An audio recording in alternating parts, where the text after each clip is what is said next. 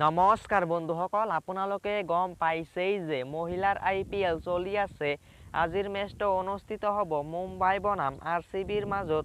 তো দুটা দলৰ প্লেইং 11 কেনেকুৱা হ'ব পাৰে, কিমান বজাৰ পৰা মেচটো আৰম্ভ হ'ব, কোনটো দল বেছি শক্তিশালী, কোন কেইজন প্লেয়াৰে বেছি ভাল খেলিব পাৰে আৰু আমাৰ জিন্টি মণি কলিতাই কিমান নম্বৰত বেটিং কৰিবলৈ আহিব, সকলো বিস্তাৰিতভাৱে আলোচনা কৰিম।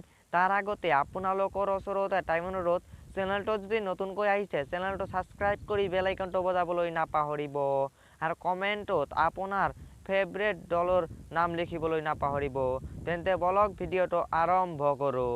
আপোনালোকে দেখিছেই যে প্ৰথমখন মেচতে মুম্বাই দলে গুজৰাট দলটিক পৰাস্ত কৰে আৰু ছেকেণ্ডখন মেচ RCB বনাম DCৰ মাজত অনুষ্ঠিত হয়।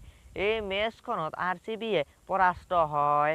যেহেতু পৰাস্ত হৈছিলে RCB দলটিয়ে এই মেচখনত জয় লাভ কৰি পইণ্টছ টেবুলত আগবাঢ়ি থাকিব খুজিব, কিন্তু মুম্বাই দলটিয়েও প্ৰথমখন মেচতে যেহেতু জয় লাভ কৰিছিলে আৰু 1 নম্বৰ স্থানতো আছে, তো মুম্বাই দলটিয়ে এইটো মেচো জিকি 1 নম্বৰ স্থানতে থকাৰ সিদ্ধান্ত নিব। কিন্তু চাব লগা হ'ব কোনটো টিমে জয় লাভ কৰিব পাৰে।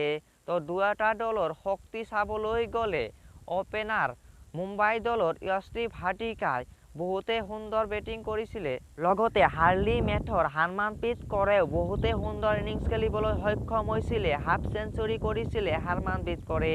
তো এইখন মেচতো যাতে ভাল এটা সুন্দৰ ইনিংছ খেলিবলৈ সক্ষম হয়।